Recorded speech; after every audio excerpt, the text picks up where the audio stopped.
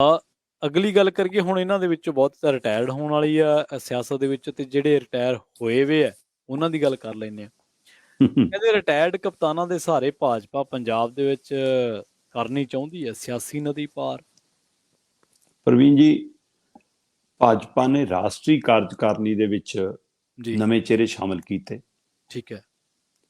ਚੋਣਾਂ ਮੂਹਰੇ ਹਰਿਆਣੇ ਦੀਆਂ ਖੜੀਆਂ ਨੇ ਜੀ, ਤੇ 2024 ਦੀਆਂ ਚੋਣਾਂ ਸਾਰੇ ਦੇਸ਼ 'ਚ ਹੋਣੀਆਂ ਨੇ, ਪਰ ਪੰਜਾਬ 'ਚੋਂ ਚੇਚੇ ਤੌਰ ਤੇ ਰਾਸ਼ਟਰੀ ਟੀਮ ਦੇ ਵਿੱਚ 6 ਚਿਹਰੇ ਸ਼ਾਮਲ ਇਕੱਠੇ ਕਰਨੇ ਇਹ ਛੋਟੀ ਗੱਲ ਨਹੀਂ ਹੈ। 6 ਚਿਹਰਿਆਂ ਨੂੰ ਇਕੱਠਿਆਂ ਨੂੰ ਸ਼ਾਮਲ ਕਰਨਾ ਇਹ ਵੱਡੀ ਗੱਲ ਹੈ। ਉਹਦੇ ਵਿੱਚੋਂ 3 ਚਿਹਰੇ 4 ਚਿਹਰੇ ਸਿੱਧੇ ਉਹ ਨੇ ਜਿਹੜੇ ਕਾਂਗਰਸੀ ਖੇਮੇ 'ਚੋਂ ਆਏ ਨੇ, ਜਿਹੜੇ ਕਈ ਸਵਾਲਾਂ ਦੇ ਘੇਰੇ 'ਚ, ਜਿਹੜੀ ਕਾਂਗਰਸ ਵੀ ਸਵਾਲਾਂ ਦੇ ਘੇਰੇ 'ਚ ਹੈ, ਉਹਨਾਂ 'ਚੋਂ ਇੱਕ ਲੀਡਰ ਤਾਂ ਕਪਤਾਨ ਰਿਹਾ। ਉਹ ਕਪਤਾਨ ਜਿਹੜਾ ਇਹ ਕਹਿੰਦਾ ਸੀ ਕਿ ਮੇਰੀ ਤਾਂ ਸਾਰੀ ਕੈਬਨਿਟ ਰਿਸ਼ਵਤਖੋਰ ਹੈ, ਮੇਰੀ ਤਾਂ ਸਾਰੀ ਕੈਬਨਿਟ ਮਤਲਬ ਕਿ ਇਹਨਾਂ ਨਾਲ ਮਾਫੀਆ ਨਾਲ ਮਿਲੀ ਹੋਈ ਹੈ, ਮੇਰੇ ਕੋਲ ਲਿਸਟਾਂ ਪਈਆਂ ਨੇ। ਸੋ ਫਿਰ ਜੇ ਕਪਤਾਨ ਦੀ ਹਾਜ਼ਰੀ 'ਚ ਟੀਮ ਅਜਿਹੀ ਸੀ ਜੀ ਤਾਂ ਫਿਰ ਜਾਂ ਤਾਂ ਕਪਤਾਨ ਨਲਾਇਕ ਸੀ, ਹਾਂ ਸਾਰਾ ਕੁਝ ਚੱਲੀ ਗਿਆ, ਜਾਂ ਕਪਤਾਨ ਮਿਲਿਆ ਵਾ ਸੀ ਕਿ ਭਾਈ ਮੈਂ ਨਹੀਂ ਖੇਲੂੰਗਾ, ਤੁਸੀਂ ਖੇਡੀ ਜਾਓ।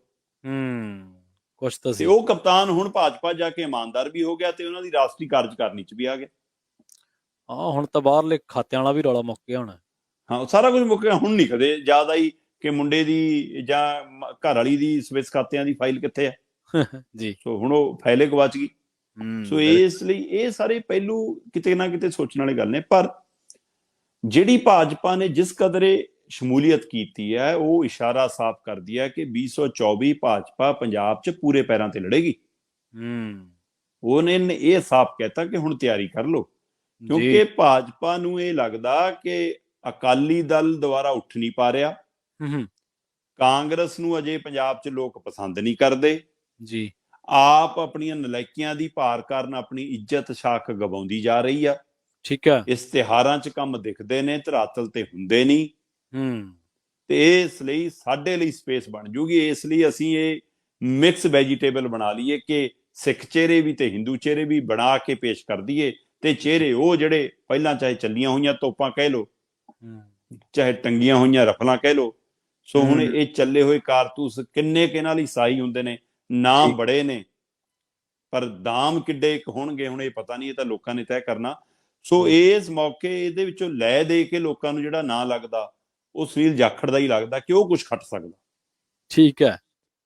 ਪਰ ਕੀ ਉਹਨੂੰ ਭਾਜਪਾ ਖੱਟਣ ਦਊਗੀ, ਭਾਜਪਾ ਦੀ ਲੀਡਰਸ਼ਿਪ ਪੰਜਾਬ ਦੀ ਖੱਟਣ ਦਊਗੀ ਕਿ ਨਹੀਂ?